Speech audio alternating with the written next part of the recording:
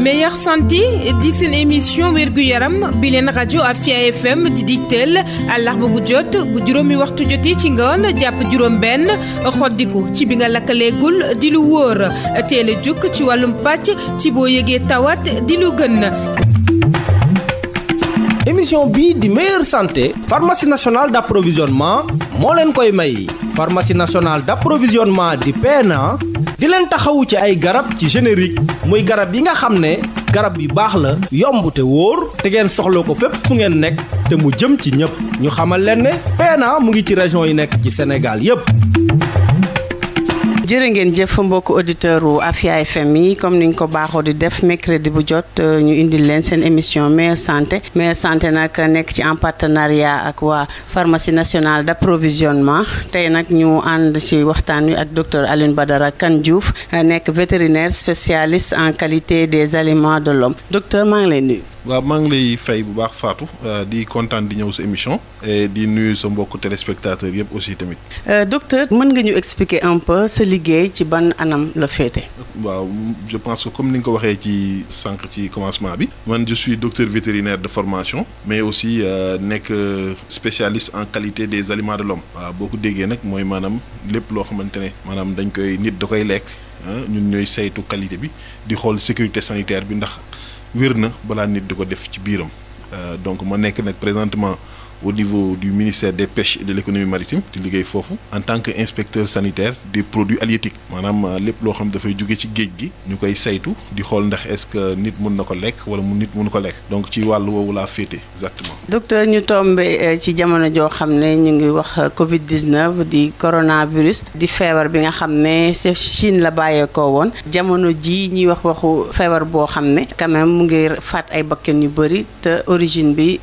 ci mala la jóge tey jii yéen ban wàll ngeen am pàcc bi maanaam ci li nga xam ne moo di Covid 19. waaw pàcc bi ci am bëri na comme ni nga ko waxee donc Covid 19 dafa nekk feebar bi nga xamante ne mën naa ne waa OMS ñoo ko jox mooy organisation mondiale de la santé boo xoolee nag maladie bi virus bi nga xam ne moo koy joxee moo tudd coronavirus et coronavirus nag nekk xeetu virus yu bëri yoo xamante ne dañ leen di gis ci jamono donc mu jógee ci mala comme ni nga ko waxee nekk zoonose d'origine alimentaire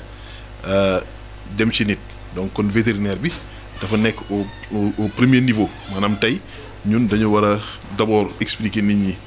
lan mooy feebar bi parce que je pense que ci sensibilisation boobu la ñuy nekk en tant que vétérinaire mais aussi nekk en appoint di mën a jàppale sunu mbokk docteurs yi par rapport ak li nga xamante ne tey ñoom ñoo ngi koy def muy faj nit ñi bis bu ñu demoon tey gis nga bu mel ne tey boo demee en Europe ak yeneen dem nañ ba vétérinaire dañ dugg ci feebar bi parce que dañ dem ba benn période xëy na peut-être mën na am waa kër docteur débordé suba ñun dañuy ñëw en appoint mais pour le moment ñoo ngi sécuriser lépp loo xamante ne nit ñi tamit dañ koy lekk parce que comme feebar bi ci mala la jóge ñëw ci nit donc aussi tamit ñu fexe ba sécuriser loolu gën a tax ba ñu yokk contrôle yi au niveau de ces points là voilà fexe ba vraiment feebar yu mel noonu xeet yu mel noonu di bañ a dugg suñu askan waaw yooyu mooy rôle yi nga xamante ne souvent ñun moom la ñu joué ak nekk tamit dans la sensibilisation voilà. yaa ngi wax sànq li nga xam ne moo di wàllum zoonose ñu bëri dañ koy dégg bien que xamuñu peut-être lu ko lan lay signifier est-ce que mën nga ñu expliquer lan mooy zoonose ak lan moo waral le nom quand même. waaw zoonose soo ko déggee mooy xeetu feebar yi nga xamante ni yëpp dafay jóge ci mala yi pas n'importe quel mala nag mais mala yi ñuy tuddee les vertébrés mala vertébré soo ko déggee mooy mala yi nga xam dañu am squelette interne ba pare am colonne vertébrale donc xeetu mala yooyu yëpp feebar yi jóge ci ñoom di dem ci nit ñi loolu la ñu wooyee zoonose léegi nag bon souvent nit ki mala bi mën na transmettre ay doomu jàngoro nit ki mais bu koy transmettre doomu jàngoro yi soit mën na nekk zoonose boo xam ne day nekk contact ak mala bi transmettre ko wala mu nekk loo xamante ne par exemple dafay rey mala bi daal di koy lekk pour mën ko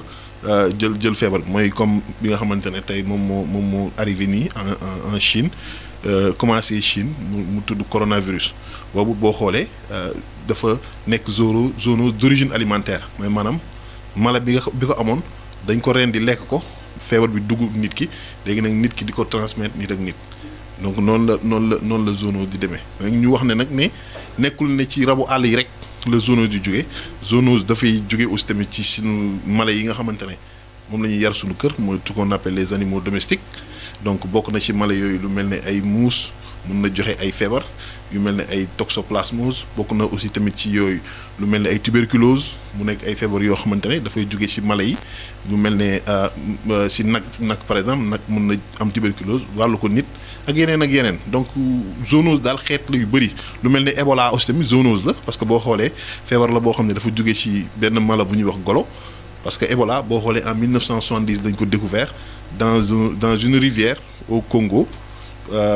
boo xamante ne mala bi dafa nekkoon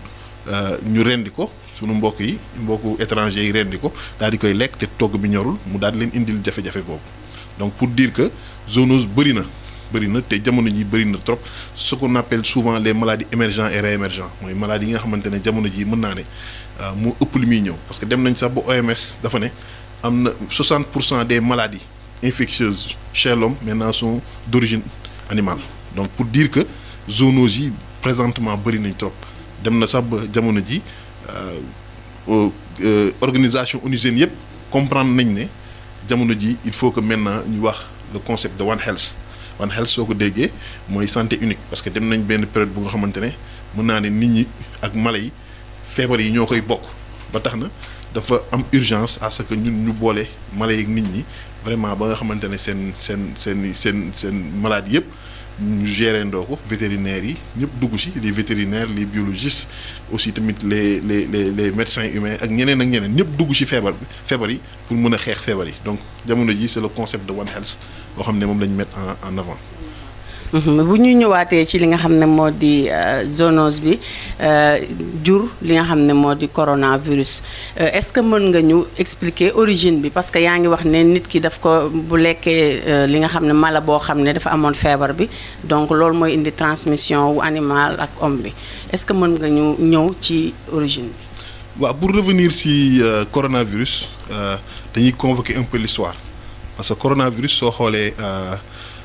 Comme ni mu la ko waxee sànq doomu jàngoro la boo xoolee sax d'ailleurs lu tax ñu tuddee ko coronavirus c'est parce que boo ko xoolee ci microscope dafa am forme couronne waaw dafa am ay spicules mooy maanaam ay tànk yoo xamante ne dafay nekk ci kaw enveloppe bi tànk yooyu boo ko xoolee dafa lay jox forme couronne souvent loolu moo tax ñu tuddee ko coronavirus d'ailleurs boo convoqué l'histoire na da ngay xam ne coronavirus yàgg na di ñëw ci àdduna waaw yàgg na di ñëw parce que vers les années 1930 boor yooyu. njëkk na ñëw mais ñëwoon ci benn mala ginaar la njëkk a ñëw mais demeewuloon noonu mu jox. bokkul ak grippe aviaire. non bokkul ba tey ak grippe aviaire bokkul ba tey ak grippe aviaire boobu bi muy ñëw ay 1930 si lañ découvrir gis ne coronavirus la mooy comme yi ma lay wax xeetu virus yi nga xam ne dañuy ndroog couronne mais boobu daf koy jox affection respiratoire waaw mu nekkoon affection yoo xam ne taxu ko woon kii noonu ñu dawalaat vers les années 1970 boor yooyu. ñu découvrir ko ci nit amoon na ko mais nit ki bi mu ko amee dafa ñëwoon mais ñëw boo xamante ne forme bénigne la maanaam forme bénigne boo ko déggee mooy forme bi nekkul woon forme boo xamante sévère na woon quoi donc nit ñi amoon nañ ko mu defal leen genre grippe bu ndaw rek après bàyyi mais c'est en 2003 véritablement ci lañ gis ne que feebar bi dafay jógee ci mala yi di dem ci nit ndax en 2003 ci benn province bu ñuy wax Guangdong fa la ñuy gis benn njugub feebar bi jóge ci njugub bi daal di koy jël jox ko benn mala bu ñuy wax civet benn xeetu bukki la bi ko mala boobu nag bi ko chinois yi daal di togg lekk ko feebar bi daal di leen dugg après nag mu créé foofu noonu le syndrome respiratoire aigu sévère moom mooy SRAS bi ngay dégg donc SRAS syndrome respiratoire aigu sévère mu defoon fa ay mortalité yu xaw a takku tuuti mais ci zone boobu la yemoon épidémie la woon mais bu yemoon ci zone Chine bi noonu ñu dawalaat encore 10 ans. feebar bi ñëwaat encore ci benn province aussi ci booru Arabie Saoudite mooy Moyen-Orient booru Arabie Saoudite Iran boobu tamit animal bi ñu incriminé woon njugub la mais njugub bi tamit daf ko jëlaat transmettre ko encore beneen mala bu ñuy wax gëléem boobu nag bi ko mbokku naar yi lekkee mu daal di indiwaat encore MERS mooy syndrome respiratoire du Moyen-Orient donc pour dire que donc ñëw na ci anam yu xaw a takku parce que anam bi ñu ñëwee en 2002 2003 ak anam bi mu ñëwee 2012 bokkul woon ren aussi tamit ñu gisaat encore beneen beneen tibu coronavirus boo xamante ne moom dafa génn ci Wuhan mooy province bi ñuy wax Wuhan mais en 2019 fin 2019 mais bii paa nag ñun ba léegi kenn prouvé gul que ne ban mala moo ko joxe mais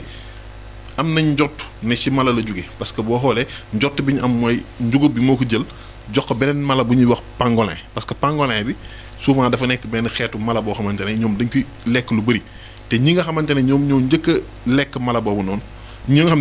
ne ñoom ñoo njëkk a feebar biir Wuhan ñooñu dañoo constaté que dañ demoon ci benn marché fruits de mer boo xam ne dañu fay jaay ay pangolin di fa jaay ay yoxos di fa jaay ay crabe ay crevettes et cetera bi ñu demee foofu noonu la ñu jëndee ay lekk bi mu leen daanelee nag ñoom xam nañ ne ci marché boobu lañ jóge léegi nag ñun ñu supposé que ne kon foofu la war a jóge parce que xool nañ gis nañ ne virus bi nekkoon ci pangolin ak virus boobu dañu xaw a nduroo léegi nag ay études ñu ngi nekk di xool di déterminer est-ce que thèse boobu ñu am ndax thèse boo xamante ne confirmé nañ ko wala confirmé nañ ko mais daal lu ñu mën a wax mooy zoonose la boo xamante ne d'origine alimentaire la donc pour dire que donc coronavirus dafa nekk maanaam doomu jàngoro boo xam ne yàgg na di ñëw mais depuis 2003 la ñu constaté que ne effectivement que feebar la boo xamante ne maanaam zoonose la fu jóge ci mala di dem ci nit donc nag ren bi mu amee nag mu daal di nekk nag pandémie parce que yeneen yi doon am yëpp dafa doon yem ci benn zone mais soo xoolee malheureusement bi passé dafa dépassé zone bi nga xam ne fa la nekkoon ba daal di wër àdduna d'ailleurs sax loolu moo tax ñu tuddee ko pandémie waaw parce que su demee ba wër 4 continents wala 5 maintenant ba nit ñi bëri trop ñi mu jàpp su boobaa nag day passé cadre épidémie daal di mujj dem nag ci pandémie. mais docteur lan moo utalee virus bi Covid 19 bi ak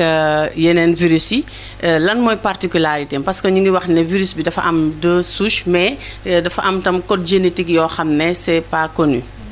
waaw xam nga boo xoolee virus bi dafa nekk virus boo xam ne dafa xaw a yéeme parce que li tax mu xaw a yéeme mooy comme ni nga ko waxee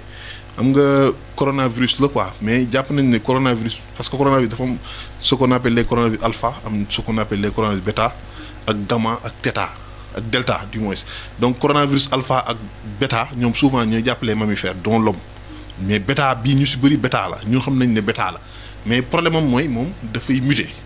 loolu mooy problème mu virus bi day changer léegi nag changement bi du nekk lu virus bi tey nekkul loo xamante ne mën nañ ne virus bi moo ko tey mais boo xoolee xam nga boo xoolee virus à ARN la te virus à ARN yi souvent ñoom ñooy am tendance di muter bu xaw wax waaw xam nga waaw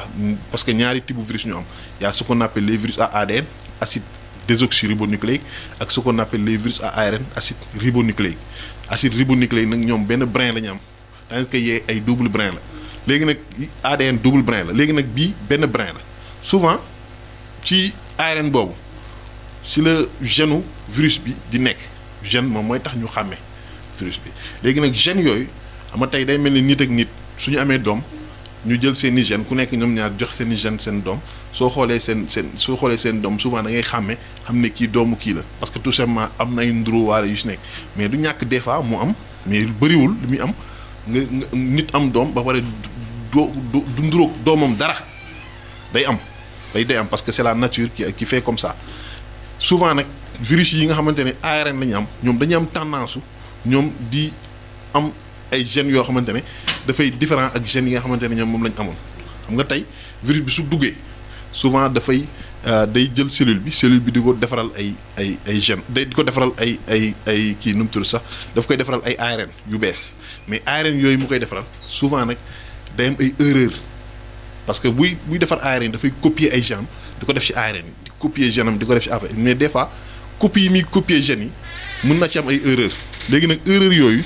moom mooy waral ba souvent ñu bañee di xàmme virus bi nga xam ne dafay ñëw ak parentaux yi souvent loolu moo tax mu doy waar virus bi nag dañu constater que dafa bëri ay changements maanaam dafa bëri trop ay erreur yooyu li muy am loolu moo waral mu xaw a am particularité ba pare gis nañ aussi tamit que ni virus bi dafa am facilité d'adaptation ak cellules humaines loolu moo tax mu nekk virus boo xam ne dafa xaw a doy waar ndax des fois bu ñu temps d'incubation bi muy def ci nit ki mën nañu xool nit ki mais duñ ko gis maanaam duñu gis virus bi ci moom parce que nit mën na ñëw am benn temps d'incubation souvent mooy li ma doon wax parce que dès le début waxoon naa ne nit dina ñëw aéroport duñu xam ne am na virus bi fekk mu dugg ak moom mu dem ba nga xamante ne nag phase bi nga xamante ne phase inflammatoire bi jot na muy doog a commencé di génne doomu jàngoro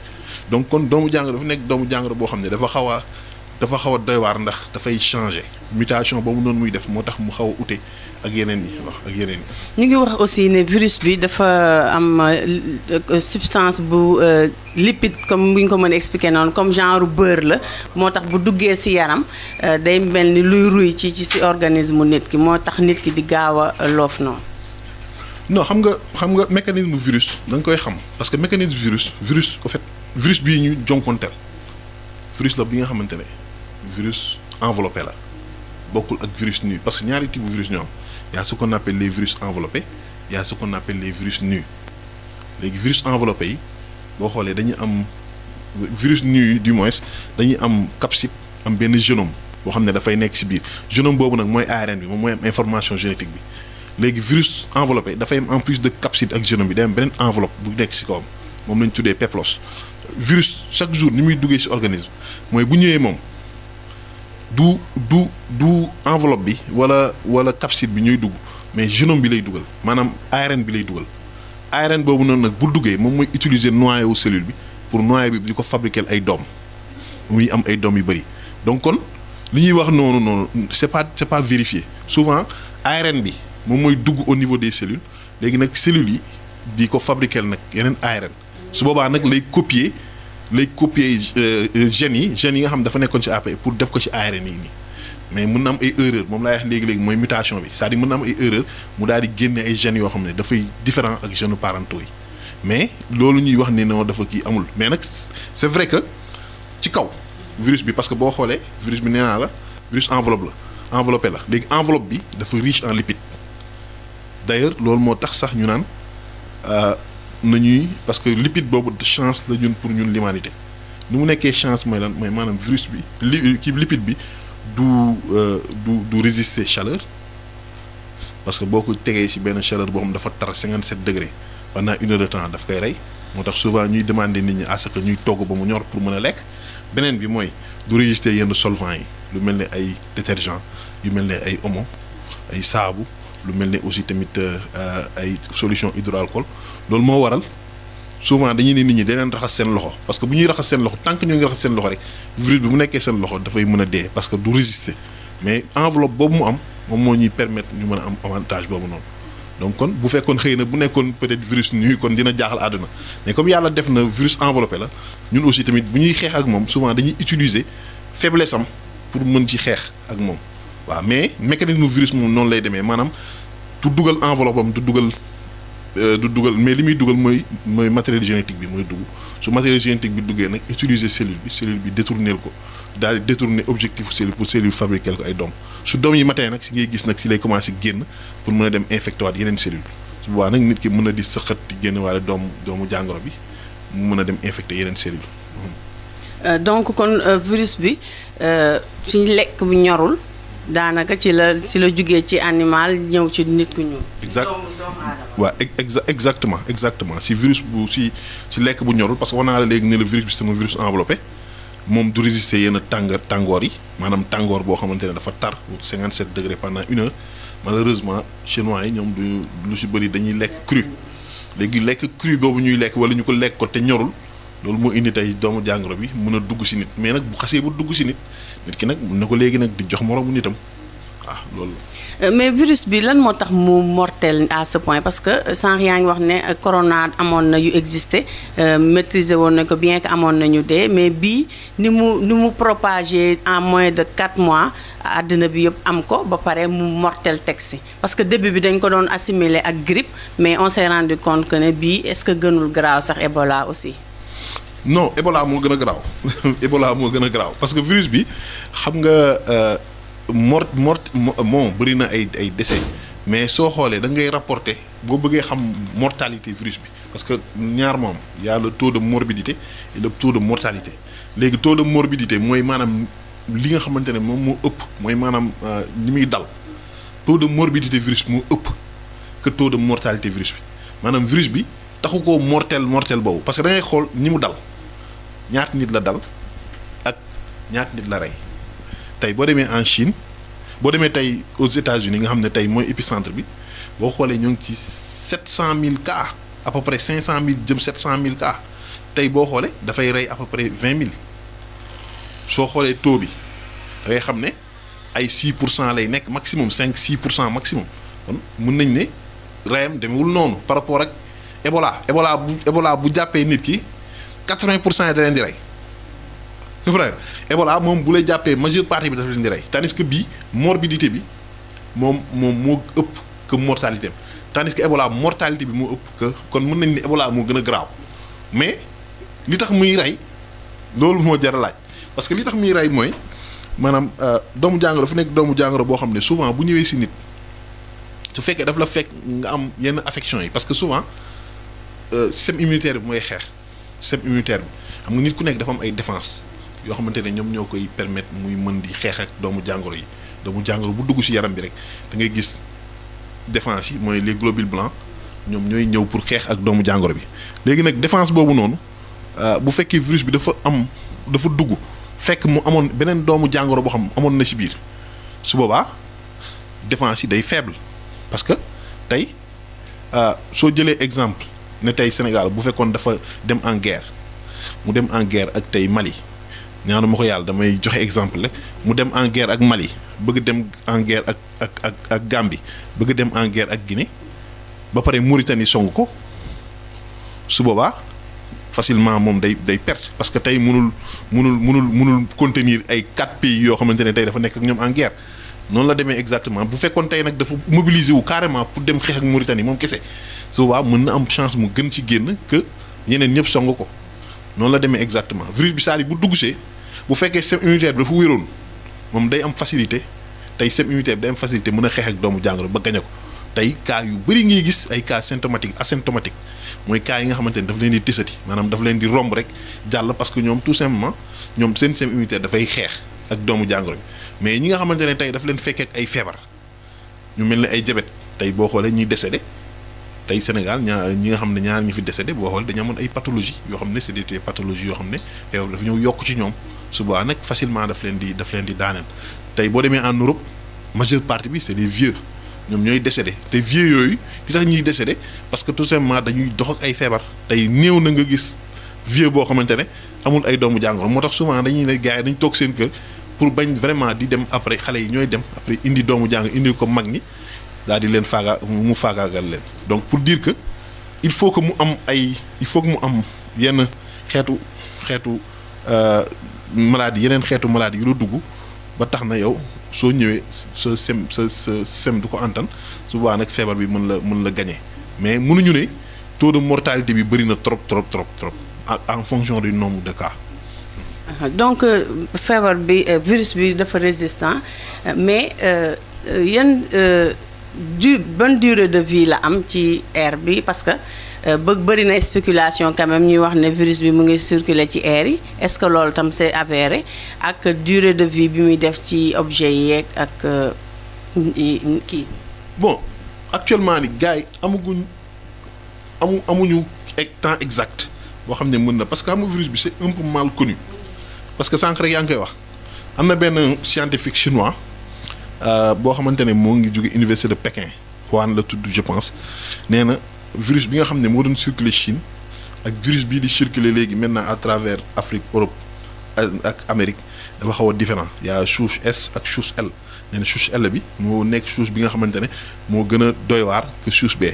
donc pour te dire que présentement ba léegi ñun xamaguñ exactement identité carrément virus ba tax na pour nga prononcer wu carrément ne virus bi dafay def temps de ci matières yi yàggul mais daal mën nañ ne dina dund ci matières yi dina dund ci matière inerte yi maintenant dina ci dund de quelques heures à 3 jours maanaam mën na ci dund fekkee surtout matière ñu mel ne ay verre mën na ci dem ba 3 jours yeneen matières yi nag ay quelques heures la fay def wala des fois mu def fa une journée ça dépend ci matière mais mënuñu wax ak exactitude mais daal ce qui est sûr mooy virus bi moom c'est un virus boo xam ne dina dund ci matière yi quoi waaw souvent mais nag pour mu développer moom il faut que mu am cellule pour mu développer wu. waaw pour mu développer wu ba nga xam ne dina mën a multiplier wu parce que souvent dañuy ne virus c'est un particule viral invisible à l'œil nu mais capable de pénétrer une cellule et de se faire multiplier par la cellule. de s'exprimer pour se faire multiplier mën nañ ne c'est un parasite intracellulaire obligatoire maanaam moom dafay soxla cellule pour mën a continuer di dund maanaam cellule bi di ko jàppale muy am ay doom waaw mais bu nekkee ci matière yi du am doom fa lay toog di xaar pour mën a am opportunité mën a dem moo tax souvent ñu naan nit ñi toog leen seen kër parce que virus bi doxul mais nit ñee koy yóbbu seen kër yi voilà. di fàttali auditeur ne ñu ngi déglu seen émission meilleure santé tey ñu dalal docteur Alioune Kane Diouf di vétérinaire docteur tey jii symptômes yi lan la parce que sànq yaa ngi wax ne am na ñoo xam ne c'est des asymptomatiques du ñu développer symptômes mooy da leen tisati tey jii nit ñi lan la ñu mën a sentir seen yaram ba xam ne lii corona la lu uteeg grippe bi aussi. waaw parce que il faut nga def diagnostic différentiel bi pour mën a xam parce que comme ni nga wax rek symptôme grippe daanaka lay am parce que tey virus bi xam nga dafa am appareil préférentiel maanaam tey su ñëwee dugg ci nit souvent dafay jàpp voie respiratoire yi parce que voie respiratoire yi ñoom ñoo am ay récepteurs yoo xamante ne tey ñoom ñooy permettre virus bi muy mën a adapté wu ci ñoom virus bi su ñëwee dafa am ay récepteurs yu koy permettre muy kii maa lay wax sànq ne dafa am ay tànk spicules yooyu nag moo koy permettre mën a adhérer nag ci voie respiratoire yi ay récepteurs ECE le tudd quoi ECE2 maintenant récepteurs yooyu su ñëwee souvent léegi day dugg ci à partir de bakkan yi ba ci poumon yi donc kon su duggee ci bakkan yi ba ci poumon yi ci day commencer nag di multiplier wu ba léegi nag phase boobu mu ngi tuddee phase virémique ba léegi nag phase inflammatoire bi ñëw mu commencer nag di génne symptômes yi nag ni ñu koy mandargawee mooy ay tàngooru yaram d'abord kooku moom mooy premier symptôme bi nga xamante ne moo am mooy maanaam parce que tàngooru yaramu nit yaramam 37 degré la mais mën na dem ba 39 degré mën na dem 38 ba 39 degré su boobaa mën nañ commencer di am doute ba pare en plus nit ki am soj di sëxët des fois mu am problème mu nooyi parce que buy sëxët nii des fois day am jafe-jafe mën di nooyi ba pare en plus dafay am mal de gorge maanaam kii bi put bi day metti boo gisee nit kuy sëqat moom put bi di metti rek commencé tiit xam ne coronavirus mën na la dugg parce que put bi day metti dënn bi tamit mën na metti mais ba ci bopp bi tam mën na metti mais day ànd ak tàngoor yaram bu tàng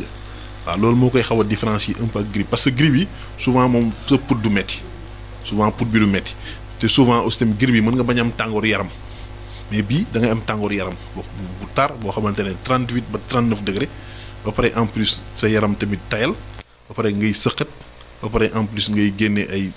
éternuement maanaam ay portion waaw ba pare boo deful nànk sa put di metti sa dënn di metti ba pare ngay am tamit bopp buy metti yooyu daal moom mooy mandarga yi nga xamante ne souvent mais nag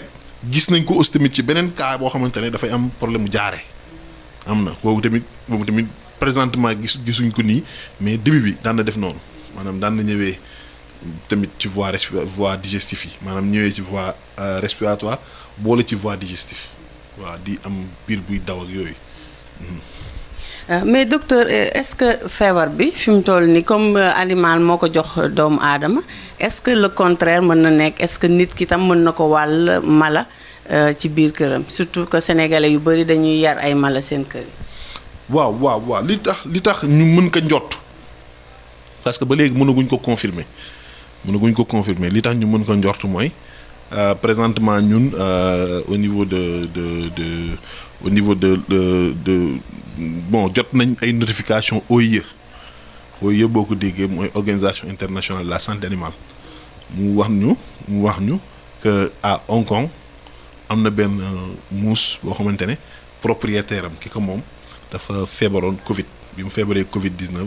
ñu jël ko yóbbu ko bi ñu jëlee muusam mettre ko en quarantaine ak yeneen yi vétérinaire yi bi ñu ñëwee def prélèvement yi dañoo gis ne maanaam moom muus bi dafa coronavirus maanaam moom dafa am feebar bi maanaam dafa am Covid 19 donc loolu daf ñuy xaw a supposé loo am na tamit beneen cas tamit bu ñu dégg aux États-Unis ñu ne beneen waay boo xam ne moom dafay nekk ak segg yi. moom dafa corona woon moom tamit ñu ne wàll na ko ak yeneen cas yeneen yu ñuy dégg donc yooyu su amee dañuy supposer que ne mën na am mais ba léegi nag mënaguñ ko confirmer à 100% mais daal nañu jàpp ne lu war a mën a nekk la parce que tamit comme virus bi jóge na ci mala ñëw ci nit donc war na mën a aussi tamit jóge ci nit dem ci mala parce que doomu jàngoro bi moom récepteurs yi mu am ci mala yi ak ci nit ñi tamit waaw. mais ni muy manifesté woo ci mala bi aussi du bokk ak ni muy def si. ni muy manifesté woo ci mala bi mën na bañ a bokk ak ni muy manifesté woo ci nit parce que li tax mooy doomu jàngoro bu fekkee ci mala bi la moom souvent dafay souvent bu nekkee ci mala bi moom du ko wane maanaam du feeñ carrément ci mala bi parce que mala bi moom souvent day am ce qu'on appelle day nekk porteur sain. Un porteur sain mooy ki nga xamante ne doomu jàngoro bi day nekk ci moom mais moom du ko transmettre day nekk réservoir daal réservoir lay nekk mais day am doomu jàngoro bi mais du wane doomu jàngoro bi mais nag mën na ko joxe waaw par rapport ak nit parce que nit moom souvent feebar bi daf koy daaneel bu baax a baax waaw mais épisodes yi ñu gis yëpp boo xoolee civet bi ak njugub bi ak pangolin ak yooyu yëpp ñoom ñëpp vraiment kenn présenté wu ko bu kenn wanewul signes yi mais doomu jàngoro bi di nekk ci ñoom. Voilà loolu moo tax muy un peu différent ak bu nit. donc gis nañ aussi que ne nit li ko ay maladie wàll ci ay lekk dafa bëri mooy zoonose yi nga doon wax donc yan façon zoonose mooy am sànq xaw nga ko expliquer parce que souvent dañ doon wax ne même ay moustique mën na la jox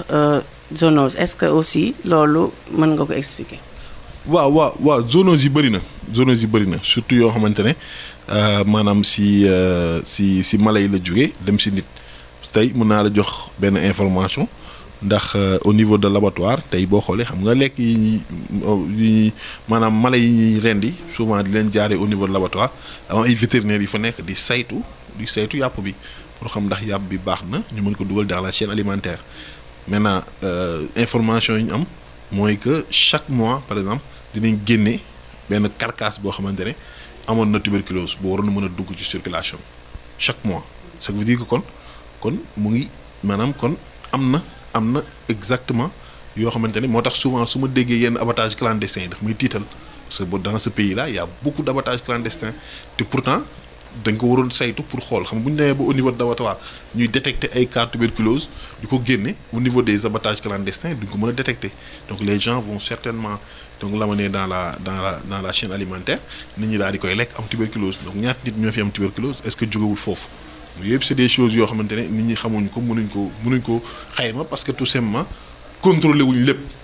moo tax souvent dañuy demander chaque fois état à ce que muy veiller à ça parce que bu ko veillé wul rek après mën na indi yeneen jafe-jafe. mais docteur est-ce que ci fi ñuy par exemple bu ñu jëlee exemple lu Seras est-ce que respecté nañ normes yi pour que peut-être ma lay ñu fay abattre mu bañ a am feebar boo xam ne aussi askan wi mën nañ koy jënd di ko. waaw moom laa lay wax c'est-à-dire man la bu fekkee dafa jaar Seras du am benn jafe-jafe parce que vétérinaire yi ñoo ngi fa lépp lu fa jaar ñoom dinañ ko saytu. dañ xool ndax est-ce que normal na parce que dañuy def ce qu'on appelle le contrôle antemortem maanaam avant malade bi ñu koy rey ba pare def le contrôle post-mortem muy après malade bi bu ñu ko rendee ba pare su boobaa da ngay gis gars yi dañuy ñëw xool est-ce que dañuy ñëw xool ndax est-ce que yàpp bi amul loo xamante ne surtout au niveau des abats amul loo xamante ne tax na ñu am suspect ci yàpp bi ne mën nañ ko génne ak yooyu donc dañ ciy génn yu bëri dañ ciy génn yu bëri tey da ngay xool tey. moo tax souvent mën naan vétérinaire bi rôle am dafa central parce que tey bu ñu nee santé waa y a Pavlov qui disait que su fekkee le médecin humain soigne l'homme le vétérinaire lui soigne l'humanité waaw parce que tout simplement ñun déjà ñu ngi faj mala yi pour ñu wér pour nit ñi mën leen lekk mais aussi tamit dañuy faj nit ñi ci éviter tey lu leen dal feebar yi leen di dal parce que tey dañuy tax ñun ñooy nekk au premier plan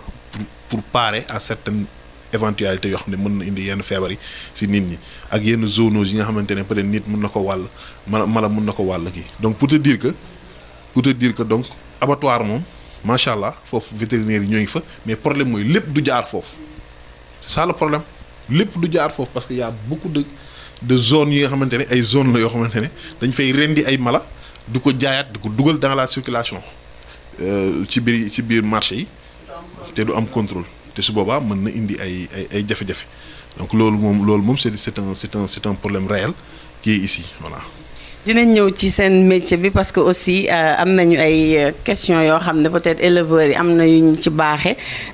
ci li nga xam ne moo di seen métier parce que yéen souvent duñ leen di gaaw a dégg xëy na sax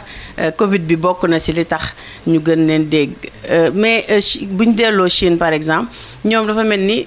feebar yi jóge ci ay animal di ñëw ci ñoom ci chinois yi la ëppee pour ne pas stigmatiser parce que ñoom souvent li ñuy lekk bëriwul li ñuy togg mu ñam lan moo waral maladie zoonose yu bëri ci foofu lañ koy constater. waaw ñoom ni ñuy lekkee la rek ni ñuy lekkee la parce que xam nga lekk tamit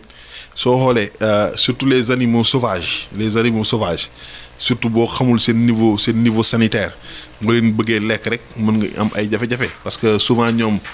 malheureusement l'interdit la ñuy jël quoi parce que animaux sauvages souvent duñu xam seen niveau sanitaire mën nañu di feebar te kenn du leen faj tey mala yi tey ñun ñu am mala yi nga xamante ne au niveau de domestique la bu ñu feebaree dañ koy yóbbu ci vétérinaire mu faj ko mais tey mala yooyu c'est des mala yoo xamante ne yu si bëri souvent ils sont laissés à eux-mêmes donc te ci àll bi la ñuy dund mën nañ am yenn xeetu jàngoro yoo xam ne du leen daaneel day nekk si ñoom ñu nekk ay porteurs sains wala ñu nekk ay réservoirs yoo xamante ne yow tey boo leen rendee lekk leen te respecté woon normes yi su boobaa mën nga am kii bi du foofu rek waaw mais même dans nos zones là boo demee vers Congo zone yooyu c'est des zones yoo xam ne ñoom dañuy lekk du n'importe quoi ñoom tamit lépp la ñuy lekk donc mala yi ñuy lekk sauvage yi surtout mën na leen indil yenn xeetu. sauvage daal mooy indi problème. waaw souvent dafay indi problème souvent dafay indi problème parce que souvent du ñu xam seen niveau sanitaire waaw du ñu xam ñoom fan lañ toll ci seen wér-gu-yaram. waaw te boo ko xamul nag soo bëggee lekk yàpp bi te toggoo ko surtout ba mu ñor facilement mën nga rattraper maladie waaw. ñu dellusi ci Covid bi parce que quand même depuis pratiquement 4 mois gisaguñu traitement vaccin bu ñu ko mënee wax bien que ñu ngi wax ne am nañ espoir fii ak 1 an te loolu defe naa bu fekkee maladie bi dina décimer ñu bëri. mais quand même ñu ngi gis traitement boo xam mu ngi réussir moo di chloroquine bi ñuy mélanger ak yeneen composantes est-ce que mën nga ñu expliquer un peu facilité bien que peut-être waaw facilité boobu mu am ci traitement. bon xam nga boo xoolee man wax naa la sànq ne la Covid dafa nekk nu mu tudd sa coronavirus SARS-CoV-2 moom mooy virus bi pour préciser quoi SARS-CoV-2 lañ ko tuddee mooy virus bi. maladie bi moo tudd Covid-19 donc virus bi nga xamante ne SARS-CoV-2 la dafa nekk virus boo xamante ne moom nee naa la dafay muter dafay changer léegi changement bi muy changer loolu moo waral sax d'ailleurs ba présentement sax ñi nga xamante ne wér nañ ba tey wóoruguñ sax ndax ñoom dinañ mën a ndax mun leen dalaat parce que am na ay cas de chute. waaw day am ay cas de chute parce que li tax muy am ay cas de chute mooy virus bi mën na changer xam nga boo xoolee vaccin boo xoolee système dañuy jël doomu jàngoro bi mécanisme vaccin laa lay wax doomu jàngoro bi li ñuy jël wàññi dooleem bu ñu wàññee dooleem ba nga xam ne wàññi nañ ko dañ koy dugal léegi ci organisme humain suñ ko dugalee ci organisme bi dafay développer ay anticorps wala muy développer wala système immunitaire bi xàmmee doomu jàngoro bi léegi nag su ko xàmmee mooy tax ëllëg bu doomu jàngoro bi ñëwee mu mën a gaaw faagaagal su boobaa dina mën a xam moom nan lay xeex ak doomu jàngoro bi noonu la ñuy defee vaccin mais bu fekkee da nga jël doomu jàngoro bi nga wàññi dooleem nga dugal ko ci organisme ëllëg doomu jàngoro bi changé su boobaa système immunitaire mën na ko bañ a xàmmee loolu moo tax actuellement mu compliqué trop pour ñu mën a defar vaccin ñoo ngi si nag gars yi ñoo ngi si parce que c'est bon je pense que scientifique yi ñoo ngi ci def bu baax a baax léegi nag bon pour le traitement tu as parfaitement raison am na donc benn cas boo xam ne am na maanaam benn professeur bu tudd professeur Raoul bon dama ci wax nii parce que bon c'est les médecins normalement qui doivent parler de ça maintenant mais bon mën nañ ci joxe sunu xalaat ak sunu kàddu ak information yi ñu ci am donc pour dire que professeur Raoul moom dafa découvrir benn type de traitement boo xam ne dafay associer hydroxychloroquine ak azithromycine léegi nag moom nee na hydroxychloroquine bi dafay agir bu ko seetlu na ne moom ci laboratoire am bu defee hydroxychloroquine ak azithromycine dafay gis ne doomu jàngoro bi dafay wàññeeku charge virale bi day diminuer mu ne nag moom ñu teel ko def au début moom mooy ci lay ëppee njëriñ que ñu bëgg a def fin bi léegi nag tubaab yi am na ñu d'accord ak moom am na ñu d'accordul ak moom tey boo xoolee en France utiliser mais fii au Sénégal professeur Seydi moom nee na moom la ñuy utiliser au Sénégal te wax dëgg yàlla am nañ taux de guérison boo xam ne macha allah Sénégal donc mais hydroxychloroquine tamit dafa nekk benn molécule boo xam ne dañ ci taxaw seetlu parce que molécule la boo xam ne au fait moom yàgg nañ ko di utiliser chloroquine bi ci boppam bii sax hydroxychloroquine c'est un peu différent de chloroquine parce que chloroquine bi dañ koy hydroxyler pour mën a am hydroxychloroquine maintenant hydroxychloroquine moom dañ ko doon utiliser pour affaire wu yax lañ ko doon utiliser pour bu ñu xam dañu am problème mu yax ak yooyu chloroquine bi nag moom lañ doon utiliser pour paludisme ak yooyu mais hydroxychloroquine bi dafa am ay effets secondaires yooyu noonu mooy lan mooy maanaam hydroxychloroquine dafay agir ci cœur bi souvent bu fekkee da nga am problème cardiaque mën na indi problème mais souvent moo tax suñ la koy traité dañuy xool est-ce que exactement yow amoo problème cardiaque moo tax ñuy ne bu ko kenn utiliser noonu te médecin jox la ko parce que médecin yi ñoom bu ñu koy traité dañuy xool say ECG mooy électrocardiogramme voilà ça permet de voir maintenant est-ce que bu ñu la ko joxee des 2 premiers jours doo am électrocardiogramme boo xam ne normalul su électrocardiogramme bi normalé ñoom ñu doogay continuer traitement bi beneen bi tamit effet bi mooy dafay am day agir ci canaux potassiques yi canaux potassiques les canaux potassiques yi day tax ba souvent day indi hypopotasie bi maanaam dafay wàññi potassium bi sa yaram léegi nag moo tax ñoom souvent balaa ñu lay injecté balaa ñu la koy jox sax nga naan ay comprimé la dañuy xool est-ce que yow amoo problème potassium d'abord ndax sa potassium wàññeeku na wala wàññeekuwul bu fekkee dafa wàññeeku ñu yokkal la potassium ba pare ñu xool aussi tamit ndax amoo problème cardiaque bu ñu la koy jox xam nga kon loolu nit mënu ko xamal boppam koo xamante ne tu es un citoyen lambda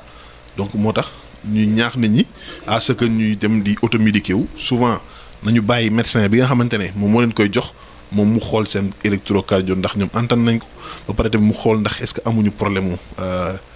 mu nu mu tudd sax potassium pour ñu xool ndax nañ leen di yokkee potassium donc je pense que yooyu la ñuy boole def traitement bi après léegi nag bon il paraît que y a des résultats professeur Raoul moom je pense qu'il a fait plus de 2000 essais te il a pratiquement 90% de réussite donc nee na benn moor xaw ma ñaari moor la ci am donc pour dire que vraiment mu ngi ci daal waaw mais nag bon jusqu'à présent fa mu dëkk sax moom ba léegi gars yi nangooguñ ko mais dans nos pays là ñun on l'utilise te macha allah ñu ngi ci am ay résultats te loolu je pense que sant yàlla la quoi waaw. mais docteur ñu bëri ñu ngi se demande na xam lan moo tax Afrique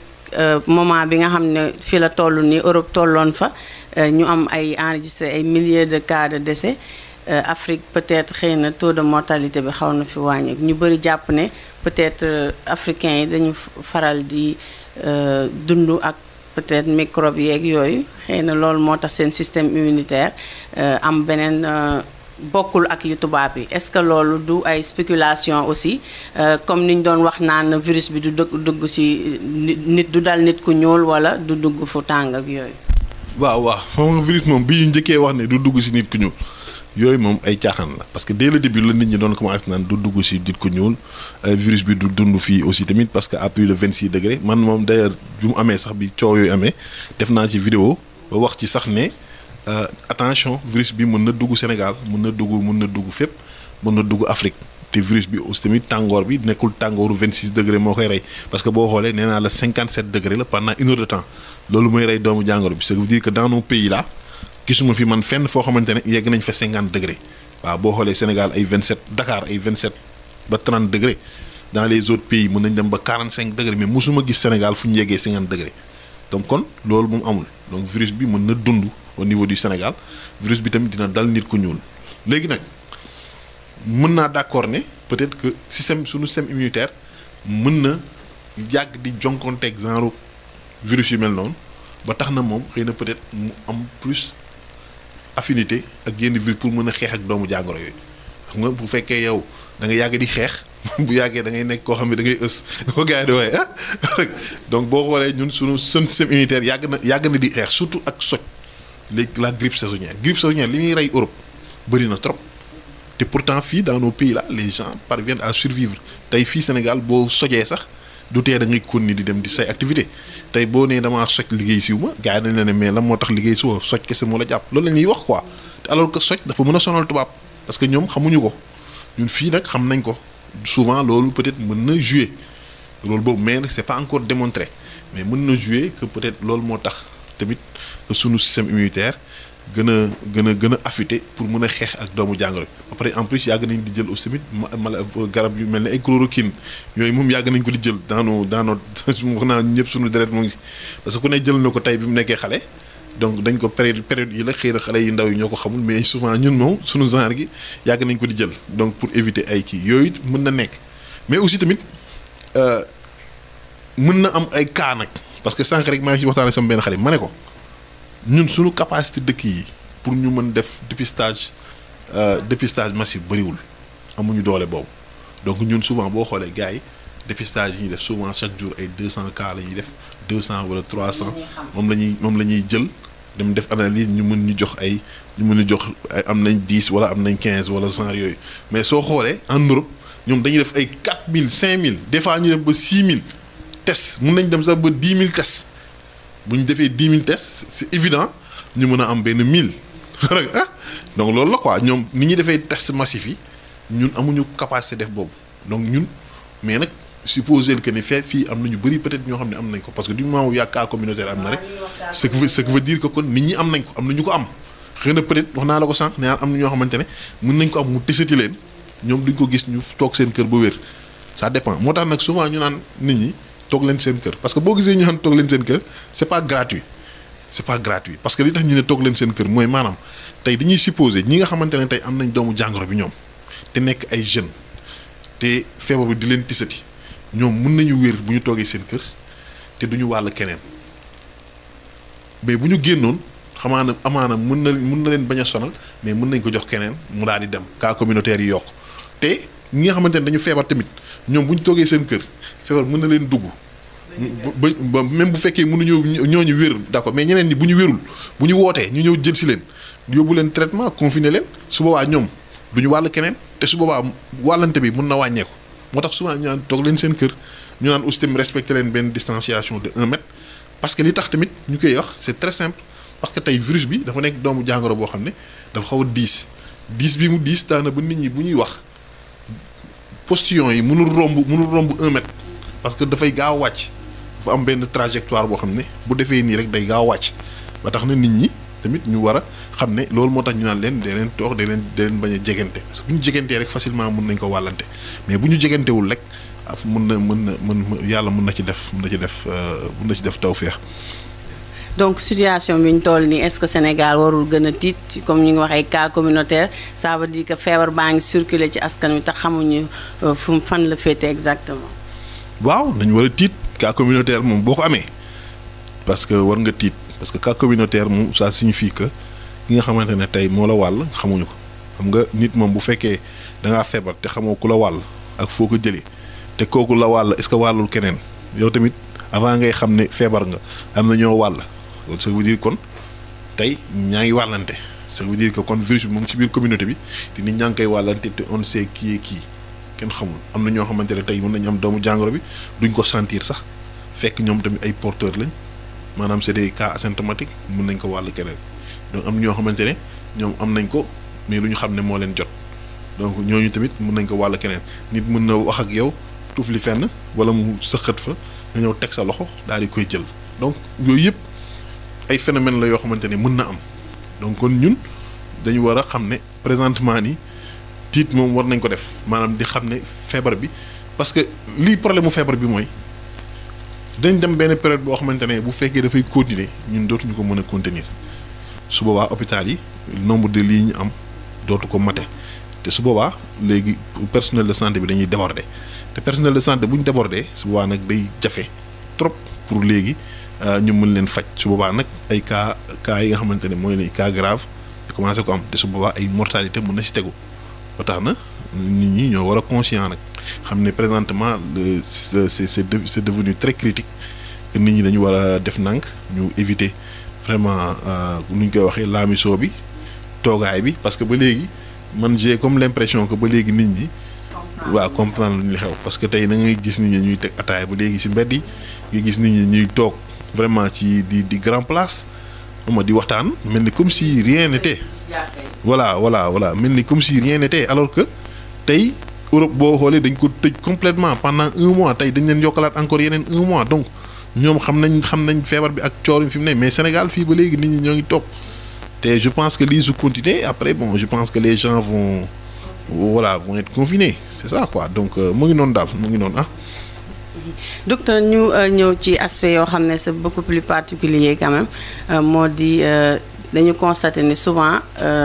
ñi éleveurs yi nekk ci kër yi quand même dañuy faral di yar ay mala mais lu ci bëri dañuy bëgg di def seen propre astuce bu seen mala yi feebaree comme ñi yar xar par exemple dañu am seeni astuce bopp yu ñuy def souvent aussi ñu woo un vétérinaire mu ñëw piqûre xar bi quelque temps mu décédé est-ce que mën nga ñu expliquer piqûre yooyu ak nan la nañu war a mën a toppatoowoo li nga xam ne moo di santé animale. waaw xam nga li nga wax dafa am solo parce que comme ni nga ko waxee rek donc éleveurs yi dañu nekk ñoo xamante ne présentement dafa bëri. léegi Sénégal boo xoolee l'élevage est très développé dans nos pays là te comme ni nga ko waxee il y a beaucoup d'éleveurs mais malheureusement ba léegi éleveurs yi malheureusement am na ci bëri ñoo xamante ne ñoom dañuy jéem a fajal seen bopp souvent waaw pour jéem a traiter wala genre yooyu parce que soo xoolee tey éleveurs yi ci bëri dañuy ñëw vraiment am ay dañuy jékki-jékki des fois éleveurs yi da ngay gis éleveurs yoo xam ne dañuy am feebar garab seen mala yi dañu am feebar mais dañuy dem utiliser antibiotique boo xam ne dañ ko dem jëlee ci vétérinaire bi ñëw rek piqûre ko te xam nga problème boobu problème bu rëy la mën a indi parce que souvent mën nañu piqûre sax doomu jàngoro mën nañu piqûre antibiotique bi fekk boobu mala bi da doon waaj a dee ñoom ñu daal di koy piqûre bi des ci yàpp bi piqûre bi jeexul ci yàpp bi ñu daal di rendi daal di lekk. souvent mën na am ce qu'on appelle les résidus de médicaments vétérinaires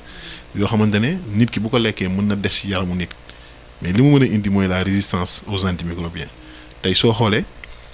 boo lu mel ni FAO def na ci étude FAO détecté na 50 000 cas de décès à travers le monde yoo xam ne c'est dû à la résistance aux antimicrobiens maanaam doomu kii nu mu tudd sax résidus yi nga xamante ne moom la ñu utiliser médicaments yi résidus yooyu noonu dafa nekk résidus yoo xamante ne day résister. dafay tax ba bactéries yi di résister te bactéries yi bu ñu résister léegi kenn dootu leen mën a rey ak ay antibiotiques te su boobaa xam nga boo xoolee mala yi antibiotiques yi dem ci mala yi bactéries yi dem ci mala yi ak bactéries yi dem ci nit ñi benn la amul différence soo xoolee antibiotique ñoom ñooy rey bactéries yi antibiotique du rey virus bactérie lay rey mais antibiotiques yooyu ñoom ñooy rey bactéries yi léegi nag antibiotiques yooyu pour ñu rey bactéries yi il faut que mu am benn dosage boo xam ne dafay nekk dosage bu normal parce que antibiotique principe am mooy il faut frapper vite maanaam da ngay gaaw boo bëggee rey bactérie da ngay gaaw ci traitement bi il faut frapper fort maanaam da ngay joxe dosage bu doy et longtemps maanaam nga rey ko ba mu jeex tàkk parce que doomu jàngoro bi xam nga dafay bëri ci bu nekkee ci organisme muy mala muy nit léegi nag yow booy piqûre antibiotique da nga war a piqûre antibiotique bi ci benn time boo xamante ne ko war a piqûre ci benn time boo xamante ne time boobu noonu dina nekk time boo xamante ne dina permettre antibiotique bi mën a rey doomu jàngoro bi léegi nag time boobu noonu bu matul doomu jàngoro bi dafay xàmme antibiotique boobu parce que tey ce qui ne tue pas nous rend plus fort du ko tubaab di waxee tey yow bu fekkee da nga ñëwoon pour rey ma soo ma reyul man su boobaa beneen yoon boo ñëwee doo ma rey parce que dinaa am yeneen méthodes yu may utiliser ñoom tamit dañu am méthode yoo xam dafa leen di permettre ñuy résister antibiotique yooyu te nga xam dañ leen bëggoon rey finalement rey ñu leen léegi nag problème bi mooy lan mooy ñoom bu ñu résister dañuy transmettre résistance boobu yeneen bactéries yoo xamante ne seen naataangoo bactérie la léegi nag bu ñu leen transmettre résistance bi bactéries yooyu mën nañ dugg ci nit mais bu ñu duggee ci nit antibiotique yi ñu doon utiliser ci mala yi xam nga boo xoolee antibiotique yi benn la excipient bi mooy change antibiotique principe actif la excipient bi mooy change mais principe actif benn la léegi nag bu ñuy utiliser antibiotique yu nit ñëw pour rey bactéries yooyu te ñu nekk ci nit dootul mën a rey nit léegi su boobaa nit ñi dinañu feebar te duñu mën a faju xaw ma ndax comprendre nga li may wax def naa benn synthèse un peu ci li ma bëgg expliquer mais li ma bëgg expliquer mooy antibiotiques yi nga xamante ne maanaam moom la ñuy utiliser ci mala yi te reyul doomu jàngoro yi nekk ci mala yi doomu jàngoro yooyu mun nañu dugg ci nit suñu duggee ci nit yeneen antibiotiques yi ñuy utiliser du leen rey maanaam nit dina feebar te du am garab bu ko faj loolu moo waral tey ñu am ay cas de décès yu bëri à travers le monde les 50 000 cas de mort looloo ko waral donc kon fléau la boo xamante ne c'est un fléau boo xam ne c'est mondial te industrie volaille moo si ëpp sax industrie volaille parce que tey ginaar yi nit ñi ñoo ngi yar éleveurs yaa ngi yar te éleveurs yi dañuy dem xam nga ginaar dafa bëri mortalité mën nga dem ba si biir mu am benn maladie virale bu dugg parce que maladie virale wax naa la sànq ne le virus yi antibiotique reyu leen antibiotique bactéries yi lay rey léegi nag mën na am maladie virale nga dem ba 25e jour nga am maladie virale mu commencé rey ginaar yi nga dem si vétérinaire bi jënd antibiotique ñëw daal di ko ci def cela suppose que du ko rey cela suppose que du rey doomu jàngoro parce que ay virus lañ léegi nag yow boo utiliser antibiotique yi résidus yi dafay des si yàpp bi 25e jour 30 jours day continuer nga ne non balaa may perte naa rendi ginaar yi benn yoon jaay ko résidus yi ñoo ngi des si biir ginaar yi nga jël ko jox nit ñi ñu lekk nit ñi tamit jël résidus yooyu def ko seen yaram. kon boobu résidus yooyu togg ko ba mu ñëw sa taxul mu dañ. day des ci ginaar bi léegi nag nit ñi bu ñu ko lekkee am nañ ay résidus antibiotiques seen yaram résidus antibiotiques yooyu dina fekk ay bactéries ci biir bactéries yi xàmmee antibiotiques yooyu léegi nag xeetu antibiotiques yooyu dootul rey bactéries yooyu te ñu nekk sa yaram tey boo feebaree loolu c'est un problème c'est un énorme voilà. gis nañ beneen aspect aussi mooy nit ñi éleveurs yi ci bëri bu ñu yaree xar seen kër bu feebaree ñu rey ko lekk ko balaa dee. est-ce que loolu aussi lu c'est recommandé. loolu tamit recommandé wuñ ko parce que li tax mooy comme li ma la koy waxee sànq xam nga ñun boo xoolee au niveau de laboratoire nee naa la nit ñi dañuy détecter souvent ay feebar yoo xam ne dafay nekk ci mala yi bu ñu leen rendee ba pare léegi nag kenn xamul ndax est-ce que feebar yooyu du feebar yuy wàlle donc kon yow tey mala bi mënul feebar rek nga daal di koy rendi lekk soo ko rendee lekk rek yaa ngi courir erreur parce que tey xamoo ndax est-ce que am na feebar boo xam ne mën na la ko transmettre donc kon yooyu c'est des choses à éviter. waaw donc yan mesure d'hygiène lañ yoo xam mën nga ko prodiguer éleveurs yi pour ñu respecter parce que gis nañ ne vétérinaire aussi parfois pour nga am ci ñoom accès daanaka est-ce que bëri ngeen Sénégal donc est-ce que yan mesure d'hygiène la ñu ngeen mën a préconiser loolu ñi nga xam ne ñoo di éleveurs. waaw xam nga vétérinaire yi moom bëri nañ bëriwuñ parce que soo xoolee vétérinaire yi dafa am corps yu xaw a am na ay corps yu différents. C'est le moment ici sam wax leen ko parce que y a ce qu'on appelle les docteurs vétérinaires ñoom ils font bac plus 6 ans wala 7 ans génn nekk ay docteurs y a ce qu'on appelle les ingénieurs ñi nga xam dañu am bac dem ci benn école bu nekk Bambey génn foofu def fa 3 ans pour génn nekk ay ingénieurs y a ce qu'on appelle les techniciens mooy les agents techniques ñoom daanaka ñoom dañuy am niveau BFM dem beneen école bu nekk Saint-Louis génn foofu ñoom tamit def fa 3 ans génn nekk ay techniciens ñoom ñëpp ci corps bi lañ bokk mu ngi mel ne nga ne infirmier ne médecin ne docteur comme na ñoom ñëpp ci corps bi lañ bokk mais am na si ñoo xam ne nag ay taxawaalukat lañ ñoo xam ne duñu vétérinaire duñu dara moo ëpp nag sax léegi da ngay gis koo xam ne day gàddu saagam def ay médicaments di kii alors que du dara donc dafa jot ñoom ñuy ràññee ñen ñooy vétérinaire ak ñu ko nekkul parce que tey. mais nan la ko sénégalais lambda mën a xamee. mais cabinet yaa ngi fi tey ñi am cabinet c'est des gens yi dañu leen autorisé à ce que ñu liggéey donc bu ñu bëgg lu yomb nañu dem seeti cabinet yi bu ñu amee maladie ñu yóbbu leen foofu noonu ñu xoolal leen wala ñu dem ci biir cabinet bi woo fa ñi nga xam ne ñooy vétérinaires yi ñi nga xam ne ñoo fa ne ñoom ñi ñëw fajal leen donc agent technique yi ingénieurs yi ak docteurs yi peut-être boo si mënul jot nga jot ci agent wala nga jot ci ingénieur mu ñëw traiter la moo tane ka nga jël sa xar jéem ko traiter sa bopp wala nga jël ñeneen ñoo xamante ne dañuy taxawaalu pour mën ko traiter donc li ma leen di conseiller daal mooy su feebar amatee bu ñu amatee feebar mala bu feebar nañ jël mala bi yóbbu ko ñu faj ko waaw ñu bañ a nekk nag di utiliser comme ni may wax ni di utiliser antibiotique lu bëri antibiotique bu fekkee mala bi feebarul dara jotu ko waroo ko utiliser day tax ba ëllëg sa mala bu feebaree doo ko mun faj te day tax ba yow mii sax ëllëg feebar bi mën na ñëw ci yow tey bu feebar ñëwee ci yow ñu am jafe-jafe pour mën a faj antibiotique donc nañu éviter di utiliser beaucoup d'antibiotiques surtout dans nos élevages je pense que vitamine baax na ci ak yeneen mais antibiotique il faut l'éviter ba pare beneen bi tamit conseil bi may jox mooy ñu éviter les abattages clandestins kooku moom dama ciy insister tout le temps nañu jënd yàpp ca fañ ko war a jëndee waaw nit ñi nañuy jënd yàpp fañ ko war a jëndee abattoir je pense que yàpp bu mu def dina ci def ay tampon cachet yooyu noonu ñuy def chaque fois boo demee ci marché di nga gis tampon bleu bi pour wane ni lii kat abattoir la jóge ñu koy jënd di lekk loolu et puis tamit ñuy bàyyi xel tam ci yàpp yi parce que tey yàpp yi couleur am tey amoon na fi problème mbaam sëf yi noonu tey